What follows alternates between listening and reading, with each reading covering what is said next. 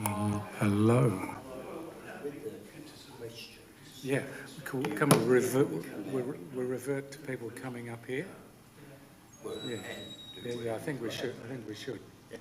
We didn't do it last time, just it was so many people. But tonight, yeah.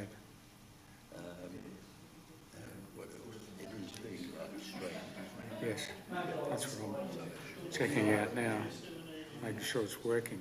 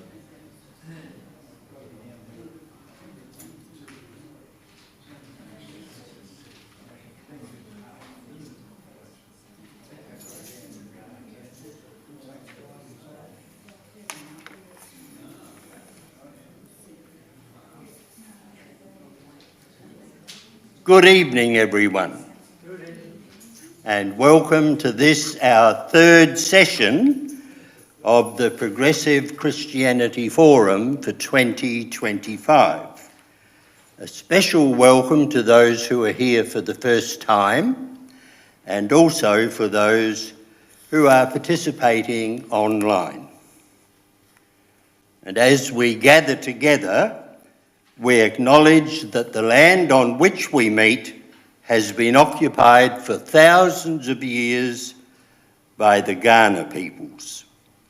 Kaurna lands stretch from Cape Jervis in the south to Crystal Brook in the north, from the stringy bark forests on the other side of the Mount Lofty Ranges to the eastern shores of Gulf St Vincent.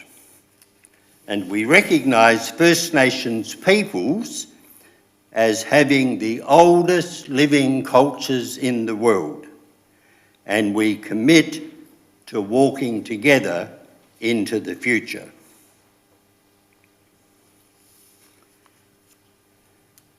Our topic for tonight is, what does it take for Christians and Muslims to talk together? And the presenter for tonight's session is Dr. Greg MacDonald. And so, by way of introducing Greg, I will give you some background information about him so we can get an idea of who he is. Now, Greg has been an interstate truck driver or transport driver for 40 years. And in midlife, his intellectual curiosity stimulated him to enrol in a Bachelor of Theology degree at Flinders University, which he commenced in 2008 and completed through the Adelaide College of Divinity. Greg has a passion for places of spiritual significance throughout the world, and during periods of leave each year, he made a point of visiting some. Over time, he's visited places such as Jerusalem, Varanasi in India, and places in Iran of significance to Shia Muslims and to Zoroastrians. He has visited Mount Sinai on the Sinai Peninsula in Egypt, a place of great significance to those of the Abrahamic faiths, Judaism, Christianity and Islam. On one occasion, he volunteered at a refugee camp in Palestine, and this sparked an interest in Islamic philosophy. He realised that in his theology degree, he had studied only Western philosophy. So, to pursue his now newfound interest in Islamic philosophy, he enrolled in and completed a master degree in Islamic studies from Charles Sturt University. And he then went on to undertake a PhD at the University of South Australia in exploring factors affecting Christian-Muslim engagement. And this will form the basis of his presentation tonight. In 2004, he wrote up his research and published a book, Christian-Muslim Dialogue, Encounter and Coexistence. Now, Greg is an adjunct fellow at UniSA and an honorary researcher at the University of Divinity. He has spent time in Yatala prison, not as an inmate, but running meditation classes for prisoners.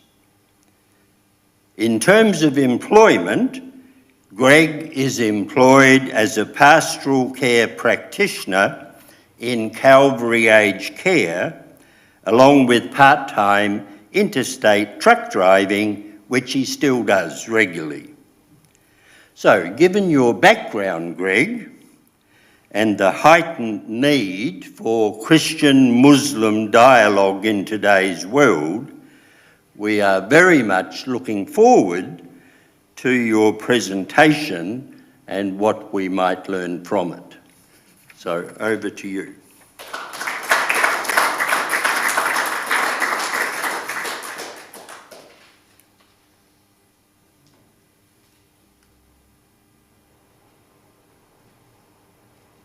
Is the mic working? Yeah. It is. A little bit of feedback though, I think.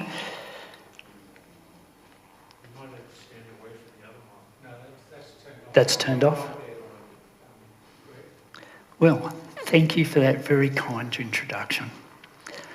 Hello. Hello. What does it take for Christians and Muslims to talk to each other? This evening I'm going to discuss a research project I undertook that formed the basis of my PhD studies. I will discuss its inception, the challenges faced, the data I collected, and its conclusions. And in the process, I hope to inspire you to reflect on your own attitudes towards the religious other and how they have been constructed. So, if you're ready, let's begin. In the 1950s, American social psychologist Gordon Allport published his extensive research in a book entitled The Nature of Prejudice. Allport argued intergroup contact, as in us and them, given the right conditions, reduces outgroup prejudice and discrimination.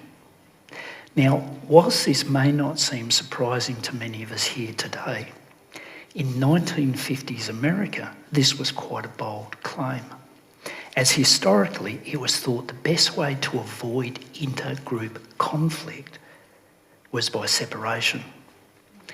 In the 70 years or so since Allport published his findings, significant research has built on this to the point where it comes to inform some countries' social policies and funding directives. Indeed, many religiously diverse Western countries, such as Australia, have acknowledged the need to facilitate and promote interreligious exchanges as an important contribution to social cohesion, to such a point that some claim the failure to correctly manage this interaction will lead to an incoherent society of cultures isolated from each other, existing parallel to each other and united by nothing more than physical proximity and a nominal citizenship. Whilst the body of research that supports this has enabled interested parties to promote and facilitate successful interfaith programs, many people choose not to take up these opportunities, while some actively avoid engaging with these other groups altogether. The factors influencing these choices is an area of research which has received considerably less attention. In particular, what factors motivate some religious people to interact with the other, whilst inhibiting others to do the same? Therefore, understanding the factors that enable or inhibit these interfaith exchanges will be vitally important to the success of social cohesion in increasingly religiously diverse Western societies. My study aimed to make a contribution to understanding these factors. It focused on Australia's two largest religious groups, Christianity and Islam. To my knowledge, no research has previously been undertaken that asks Christians and Muslims about their attitudes, their beliefs and experiences of each other. This is the first.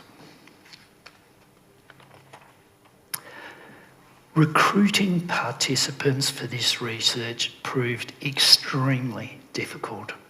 It took a full year to recruit and interview 34 participants. I would have talks with Christian people, and when I told them what I was doing, their eyes would widen and they would say that that's very important research that you're doing, but I don't want to talk to you about it.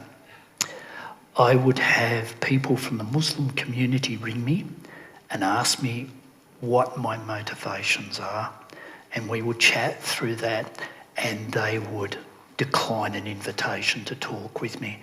So this was a very difficult process. During this evening, what I'm going to do is occasionally put up a slide that'll have some quotes on it. And I want to do this to show you and give you an idea of how these themes emerged in the data that I was collecting. But if you can't read them, don't worry, what I'm going to be doing is reading them out. But I think it's important that you can get a sense of of the voices of the participants, because my intention with this whole study is to amplify the voices of these participants to see what we can learn. Let's see if it works.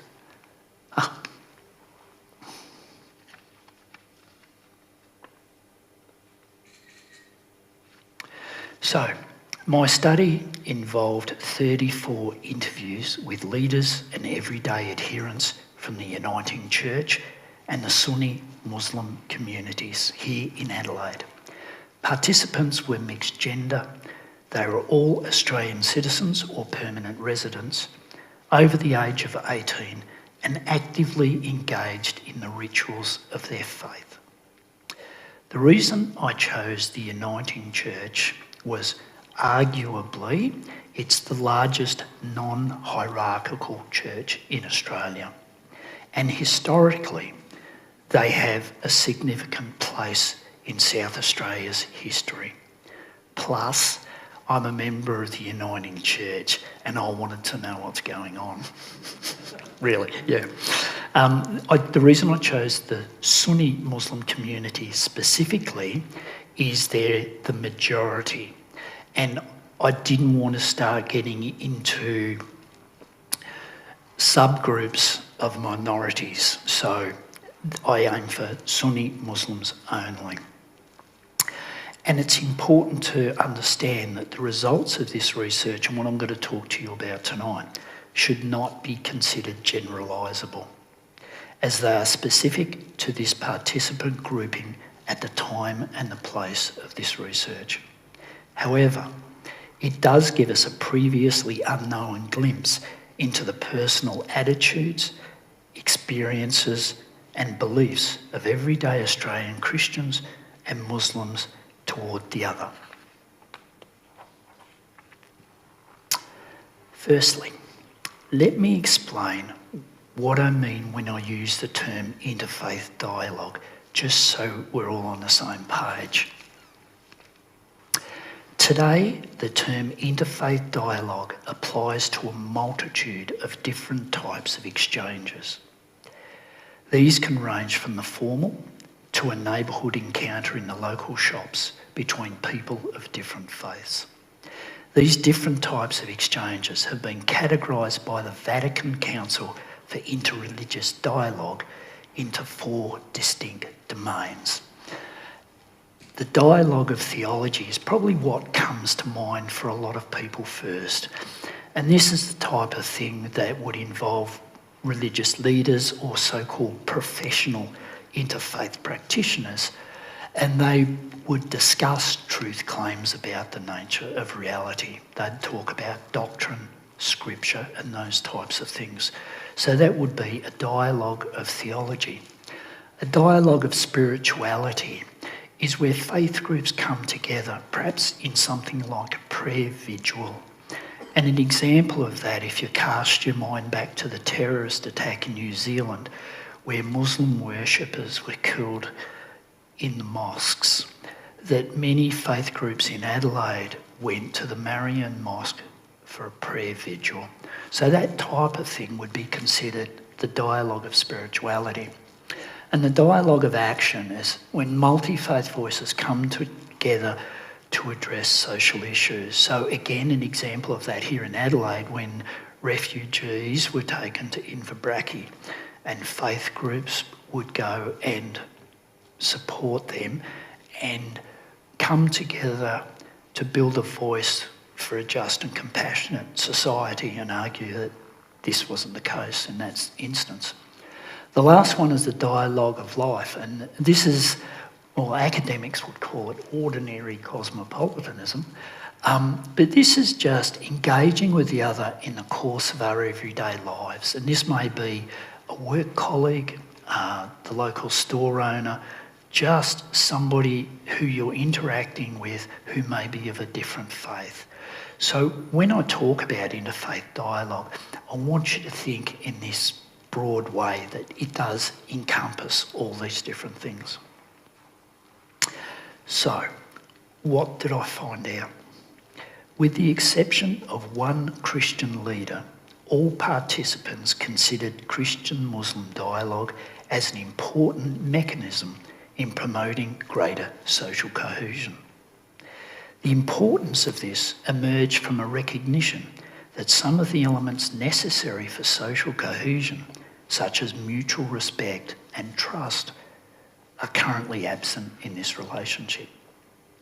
Despite the value participants placed on interfaith dialogue, there was a consensus about a lack of opportunity to engage in Christian-Muslim dialogue in Adelaide.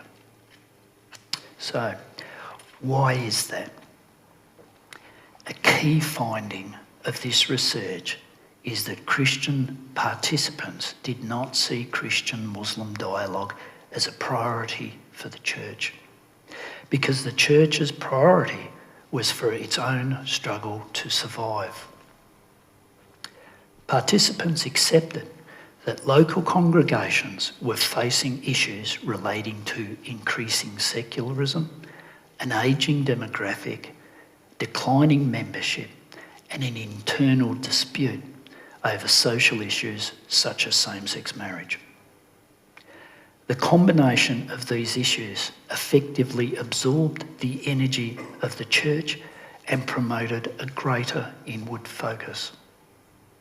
As a result, participants signalled their congregations were unable or unwilling to engage in activities that were seen as outside their central activities.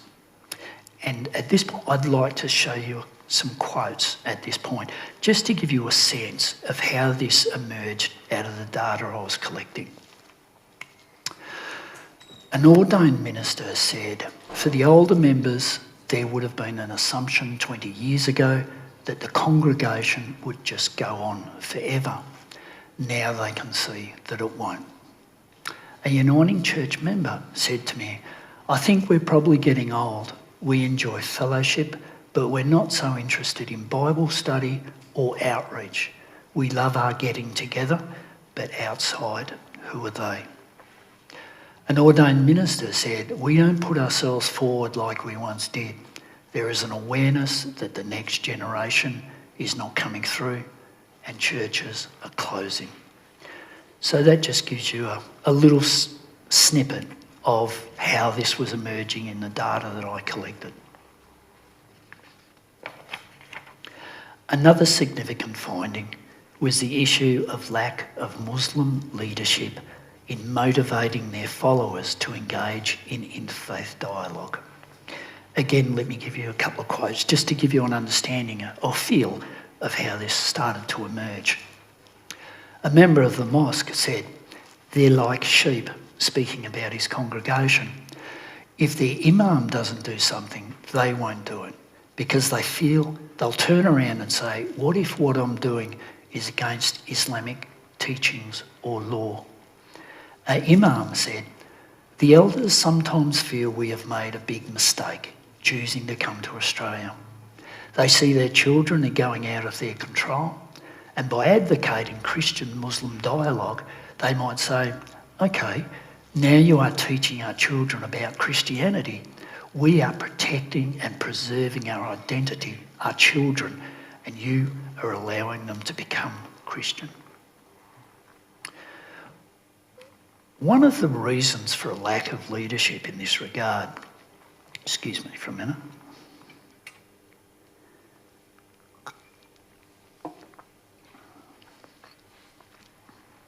One of the reasons for a lack of leadership in this regard was leaders, and this may sound familiar to any ministers here, was leaders' demands to balance the religious and organisational aspects of their role.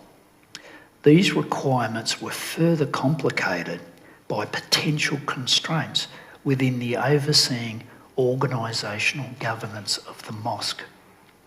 Also, as imams are elected by their community, there were possible electoral consequences for leaders who are seen as being too innovative. It was a combination of those factors that contributed to the lack of opportunity from the perspective of the Muslim community. In terms of Christian leadership, participants did not point to this as a contributing factor. However, when church leaders' interviews were analysed, it did point to a general wariness about engaging in dialogue with Muslims. For example, a church leader stated, "It's probably easier not to get involved, as it would be costly to do that." When I asked him what did he mean by costly, he said, costly in that you have to change your view. And I kind of get the feeling that in most Christian communities, it would be challenging to do that. Another church leader said, "Christian-Muslim dialogue doesn't work because of the proselytising process. Muslims want more people to become Muslims, Christians want more people to become Christians, otherwise what's the point?" Another stated, Jesus is the Son of God, and that is central. And so I think I would be inhibited with Muslims because at some point I'm going to have to say to him, I just can't go there. Another key factor was fear of the other. Fear expressed itself through most interviews, albeit in different guises. For example, one Christian participant stated, "The divisions between us are pretty nonsensical and mostly caused by our own fears and prejudices." Both Christian and Muslim participants identified fear as a factor affecting Christian-Muslim dialogue in Australia. Some Christians who had not previously engaged with Muslims expressed just a generalised fear of the unknown. For instance, one participant, when asked, is there any factors that would prevent him from engaging in Christian-Muslim dialogue, stated, "Just fear, the unknown crossing of a threshold. What will I find? I'm actually by nature very cautious, I'm just a timid sort of a person." For some Christians, fear was related to terrorist-related issues. One participant spoke of ISIS, Islamic State, and stated, "I don't know, are they all tarred with the same brush?" Others spoke of a fear of proselytising, some of theological confrontation. For some, it was just what could be defined as a lack of cultural intelligence. For example, a Christian participant stated, "What makes it difficult is that there is a certain fear at times. It can also be fear of the unknown. And I'm very aware when you're around people who have a different culture, you don't want to put your foot in it. And I don't like putting my foot in it." 2 participants indicated there was a fear of rejection. This was based on the Uniting Church's decision at the time to recognise same-sex marriage. These participants considered Muslims would reject engaging with them because of the Church's social stance on this. For some Muslim participants, fear was associated with the inability to engage fully in their less dominant language, as the ability to engage in complex theological discussion in a second language was seen to be beyond the capacity of many leaders and adherents. For instance, an imam stated, "Many of us have the difficulty of communication due to the lack of language. Most imams are not English speaking, or if they are very limited, including myself." The fear of being considered as a spokesperson for their religion was evident among some Muslim participants, while for others, fear was related to the possibility of attempted conversion. There was also a fear among some Muslims of Australian Christians, and this was generated by the media's coverage of some very public Islamophobic incidents. The media did come in for a lot of criticism from both Christians and Muslims. For instance, a Christian participant stated to me, "Our church is fairly progressive, but there are people who have had no direct contact with Muslims. So their information is just what they read in the newspaper, and a lot of this is quite negative, so they are scared of the unknown." During my interviews with the Muslim participants, many expressed a strong desire to be recognised as fellow human beings. Again, let me give you a sense of some of how this started to emerge. An imam said to me, "It is important to show the Christians and the people of Australia Muslims are human beings like other people." A member of the mosque, "We are also human." And this one's my favourite. A member of the mosque said, "As an Australian, just because I happen to have brown skin and be a Muslim, I'm no different to anybody else. I get up in the morning, work my ass off, and come home to a wife that nags."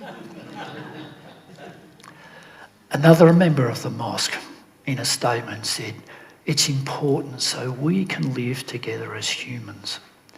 Another member, "You have to respect that at the end of the day, we are all human."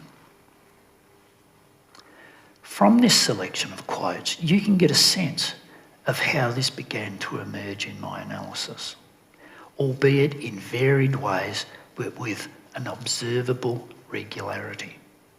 When I began to use more targeted coding to explore this, it highlighted an apparent relationship between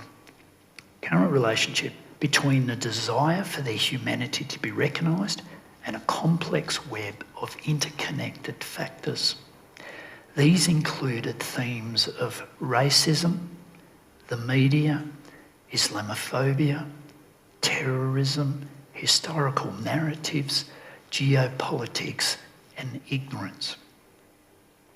The impact of this dehumanisation was the Islamic community uses its limited resources to engage with the broader Australian community to tackle this issue through activities such as open mosque days and al-Salam festivals.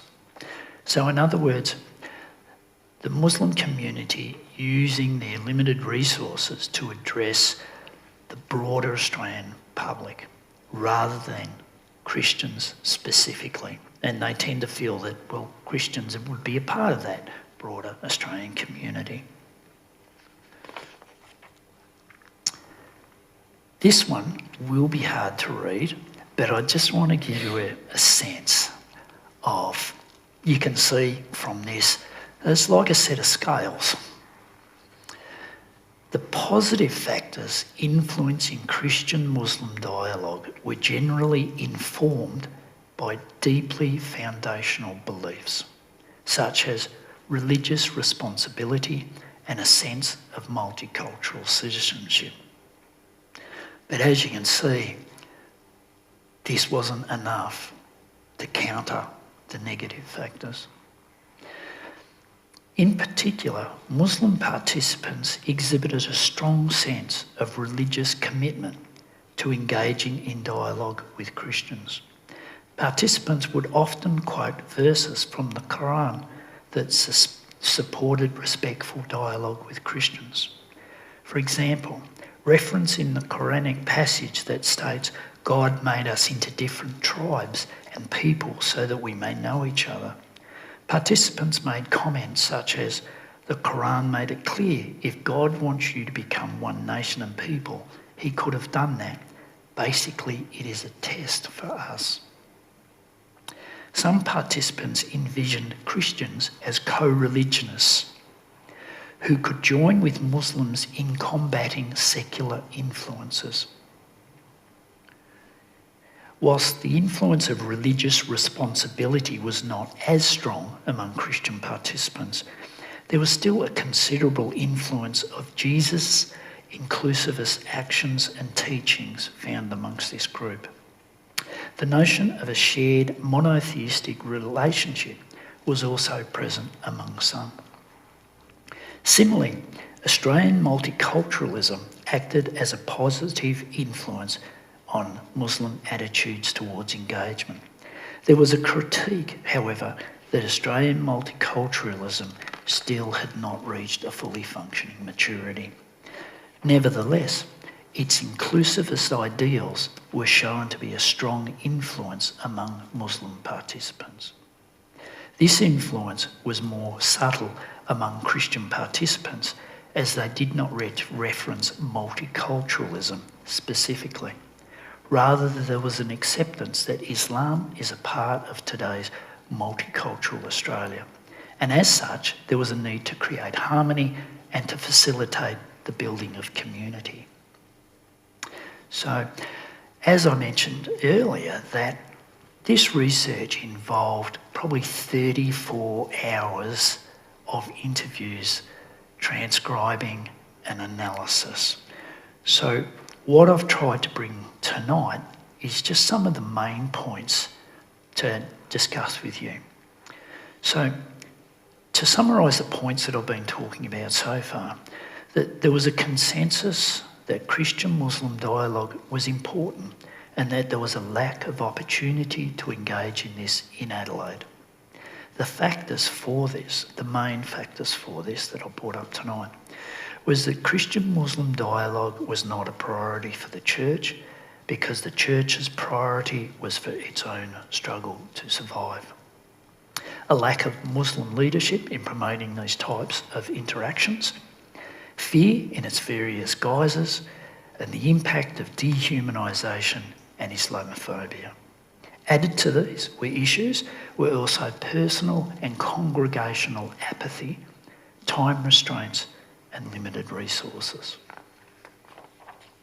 What became clear in this research is the presence of a constrained respect that participants had for each other as co-religionists. This respect was constrained by a variety of fears and the perception of threats to identity and faith. People of faith need to appreciate interfaith dialogue is not constrained to doctrinal debates. It also encompasses the exchange of our shared experiences of living in this sacred space, how faith informs our approach to our interactions, both socially and environmentally, and how our faith demands we strive for a just and compassionate society. It is these aspects which lay at the heart of this constrained respect. There needs to be a greater awareness that Christian-Muslim dialogue encompasses the exploration of these topics. This more nuanced understanding of Christian-Muslim dialogue clearly has appeal. It requires education at all levels of religious communities to develop a more sophisticated understanding of the application and the functionality of interfaith dialogue. My research demonstrated Christians are interested in engaging in interfaith programs with Muslims that specifically focus on people's personal religious path. For example, they want to learn how other people's religiosity supports them through the challenges that we all face, or to explore the intimacy of the human relationship with God through the eyes of the other. It is these types of topics that people are interested in exploring. With this type of a focus, Christian-Muslim dialogue has the potential for success in attracting grassroots members to events. Clearly articulating the focus of an event in this way will help overcome issues such as fear of the unknown and the fear of the inability to engage with religious complexities in a second language. This type of event would also reduce any fear that the encounter may be combative, as the focus would be on the personal rather than the doctrinal. My intention in producing this research has always been to invite people to think about ways that we can overcome these barriers and find ways of building a more inclusive community. This presentation has only touched briefly on some of the main issues in an extensive research project. If you would like to learn more, my book has a much fuller account. It also provides religious, social and historical context and a deeper exploration of participants' interviews and analysis. I hope you have found this presentation thought-provoking, and thank you very much for your interest.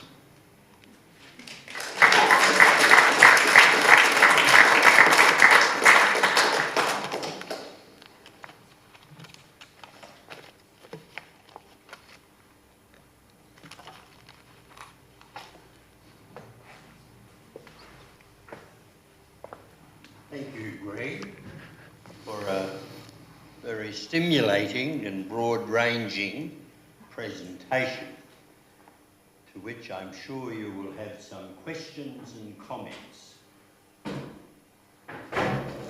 Would you like to ask a question? Yes.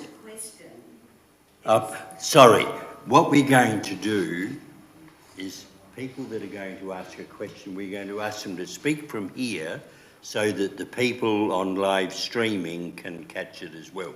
Is that okay? If you come to here and ask the question. Thanks, Greg. It's not a question, it's a story, and it's a story about our Uniting Church at Noarlunga. Some 4 or 5 years ago, we sold one of our churches to the Muslim community.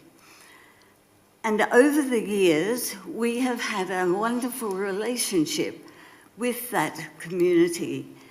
They have invited us to share in some of their lectures, their talks, their different functions that they have, and it has been wonderful, that relationship.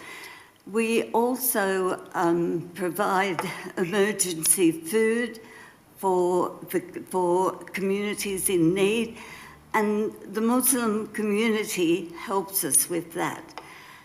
We provide also Christmas meals. And they came along to our service one day and presented us with about 50 hampers for the people in need. So my experience has been wonderful.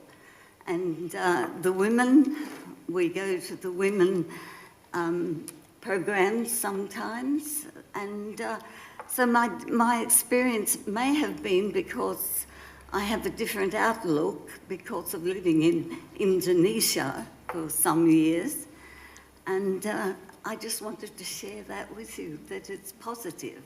Thank you. Thank you, Velby. Do you want to make any comment on that? Or? Well, I would love to be in touch with you at a later date, as I've been approached by a research team from Islamic University in Indonesia about doing a comparative study about a particular issue, and I'm interested in that process of selling the church and a Muslim community buying it, and so that's something that I would like to get in touch with you at a later date as this research process develops. I would say, and I'm sure that you and others might be aware of that particular group is a subset within Islam that is not recognised by the broader Islamic community. Yeah. Well, I think that group are Ahmadiyya Muslims, and they have a great focus on peace. And you might remember you were talking about the issue in New Zealand with people killed in mosques. Groups of young Ahmadiyya Muslims went up and down Rundle Mall talking to people about their faith and the need for peace. So it is a particular group, I think. Yeah, but it's a great illustration of what can be done. Okay, any other questions? Yes, you'll need to come up to the front.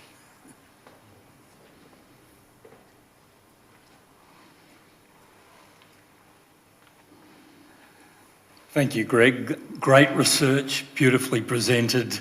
You've maybe partly answered my question when you just made that last comment, but I was wondering what further research might be possible based on what you've already done. And by the way, congratulations on the book too. Thank you. It seemed to me that it would lend itself to a survey approach, and I know it was hard to get 34 interviewees, but maybe it's worth, now that you've got some really important themes to test, whether you're going to sort of develop that in any way, because I think it'd be great. Thank you. In terms of survey, initially when I proposed this research project, I was interested in qualitative, in interviewing people, because surveys are great. You can get lots of people, and it's easier to get people to fill in a survey than being confronted with me asking or trying to draw out very personal information from you. With surveys, you get an answer to a question, but you don't get to understand why. And it's with interviews that you can draw out these things at a deeper level, but it takes time, and it needs trust. So this research really needs to be broadened. It was very specific, as you alluded to. It was 17 Uniting Church people. And whilst I didn't talk to people specifically about their theology,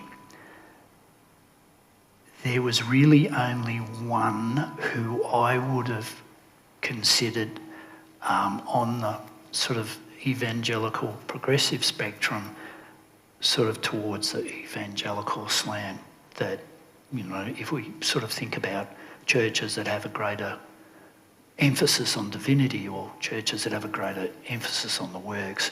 So I wasn't able to capture really people with strong anti-views from either community, and I think that's, well, I wouldn't say it's a flaw in my research, but it's an area that I would very much like to tap into and try and understand, because it's only when we really talk with people who have a strongly oppositional view to our own that we really can come to some sort of understanding. So if I had the option, that's certainly one thing I'd like to do. But it's very difficult to get people to talk with you. It really is. I suspect, I don't know, but I suspect there's a number of reasons for this. Some people would say to me, well, I don't have anything to contribute. And other people have a fear of being judged. They think that I'm some sort of an expert and I will come and listen to them and judge them that they don't know enough or something. I don't know. But it's very difficult to get people to talk about those things, and understandably so, but thank you. Yes.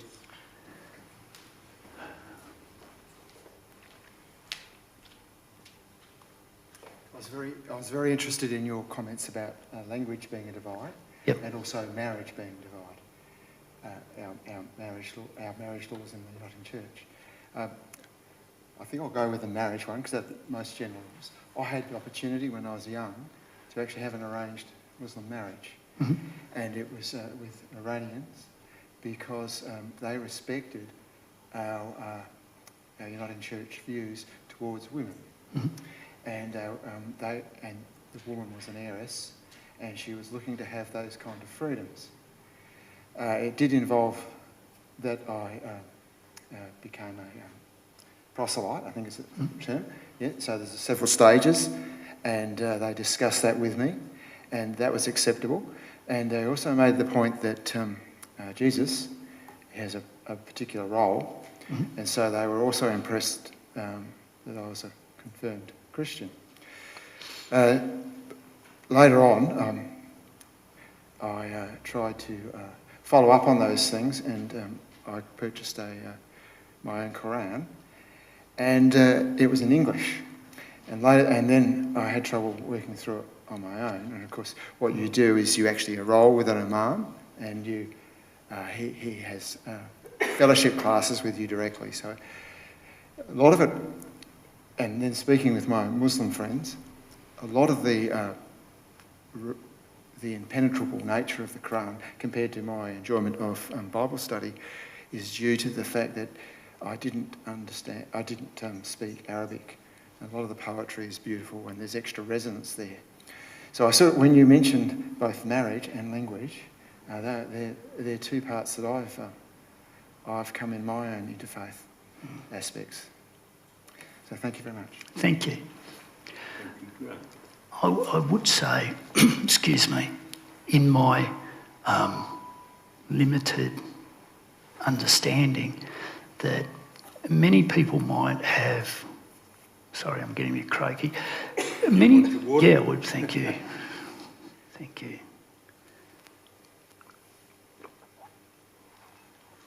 Thank you.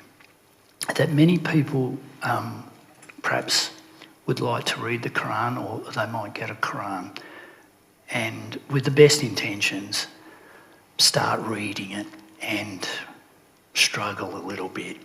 And the things to understand is that it's not chronological. It's not like the Bible, and it doesn't tell a story in chronological order. It appears that it's really haphazard, and it's organised in a way that each surah or chapter is organised in the Quran from the biggest down to the smallest. So you can't really read it chronologically and get a sense of it like you do the Bible. The best approach, if you want to get some sort of an understanding of it, is really get a understanding of the life of the Prophet Muhammad. And each of these surahs speaks to a moment in his progression as a prophet. So really by reading the biography of the Prophet is probably the best way to sort of approach the Quran, and then you can start to understand how these particular chapters speak to a moment in that history. And otherwise, it's very difficult if you just pick it up with the best intentions and want to read it. Thank you. I've got a question which is something to do with your own journey, which in the quotes that you showed, you said some Uniting Church people can't get into this because they're so busy surviving. Yep. And I thought that was quite a pertinent comment. But I'm just wondering, in terms of your own self-transport driving, you've got all the time in the world to think. And is that why you started a theology degree? Because you weren't all the time busy and engaged and doing things? You're able to be more relaxed in yourself and think internally, and you thought, okay, I'll examine truth claims in theology and religion and so on. Is that an aspect of it?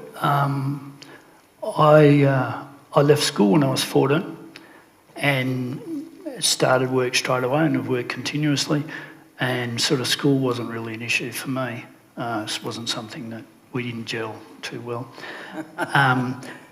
But later on in life, I really had a desire to go back and get some sort of an education. So I'd always been interested in claims about the nature of reality and how different people understood reality, and I found that particularly interesting. So I thought a good place to start was trying to understand my own cultural understanding of reality, being raised a Christian family and having an on and off relationship with the church. I really wanted to learn more about my own faith, and that's really how it began, I suppose. And then it began as a hobby and then just took over my life, and everything else became a hobby, and yeah. Right. Well, we're quite glad that it did take over your life, because we've gained some insights from it. Thank you. Any other questions? Maybe a couple, and then we ought to wrap it up. Yes, would you like to come out the front?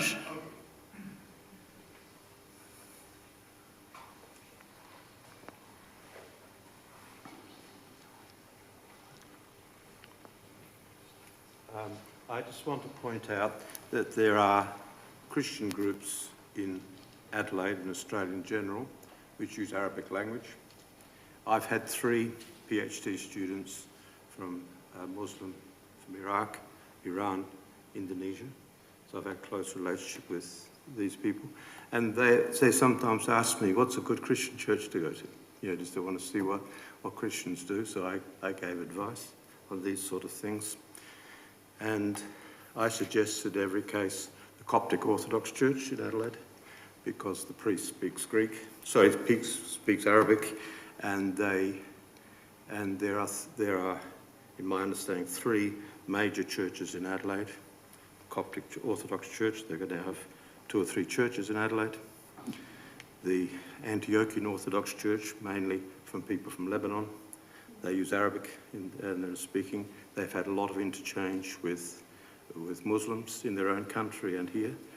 Priests, Arabic-speaking priests from their church will often visit hospitals, and they'll minister to Arabic-speaking patients in hospitals with Muslim or Christian, and the Muslims often kiss the cross of the priest, things like that. There's also the Assyrian Orthodox Church in Australia, and there are growing numbers of them. A lot of them from Syria, parts of Turkey, Iraq, India, places like that. They've had a lot of interchange with Muslims, and I think it would be a good idea to interact with these groups and to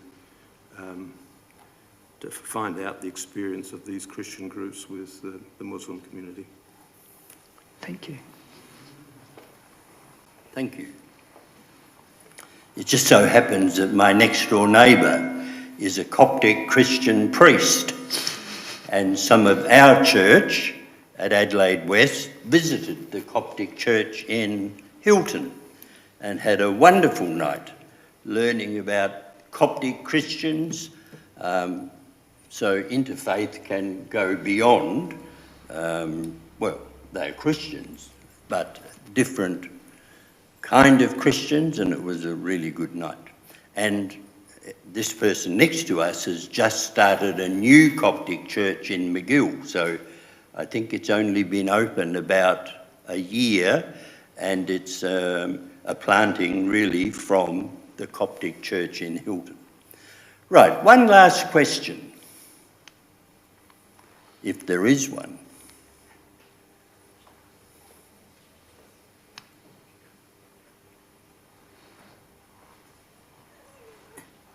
Thank you, Greg. Mine's a fairly simple question.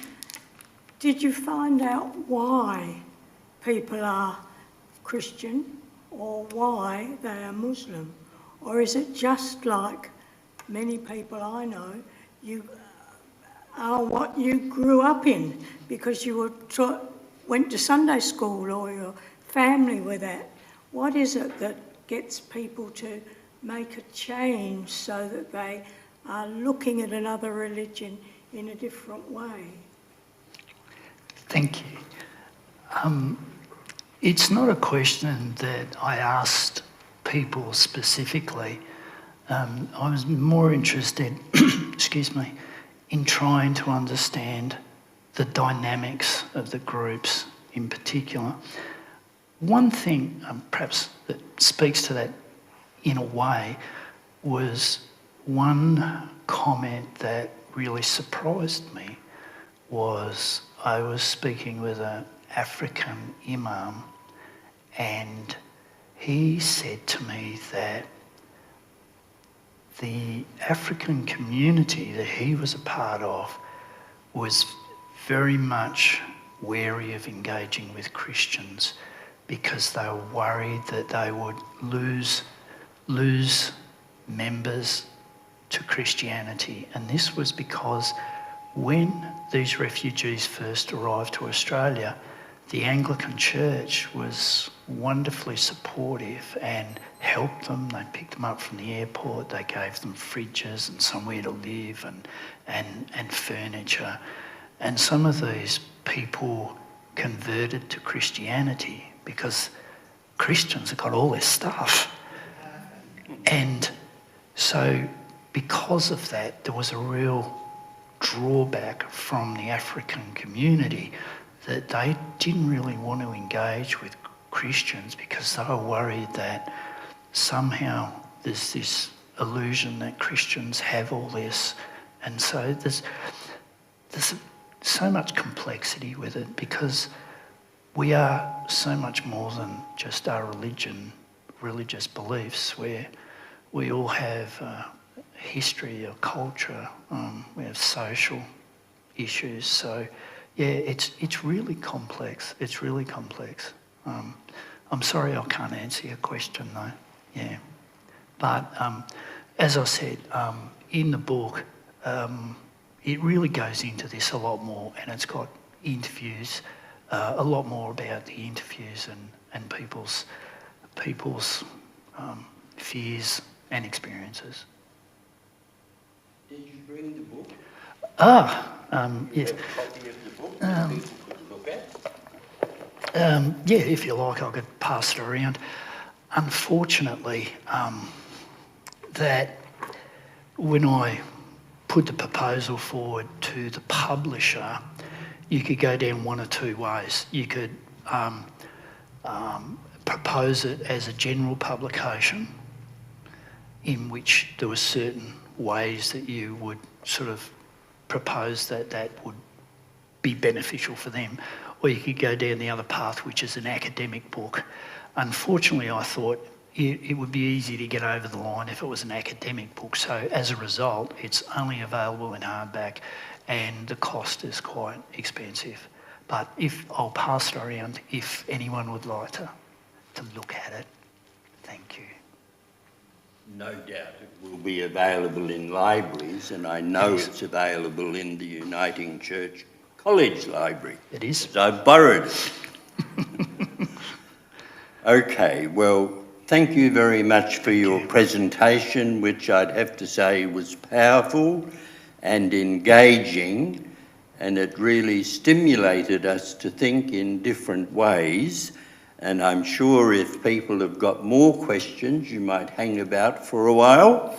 And we are going to now have coffee, tea and green tea even through the doors over here. So show our appreciation for Greg. Thank you. And next month, here we are, coming up next month, the Reverend Anne Butler is going to be talking about how we cope with the reality of death.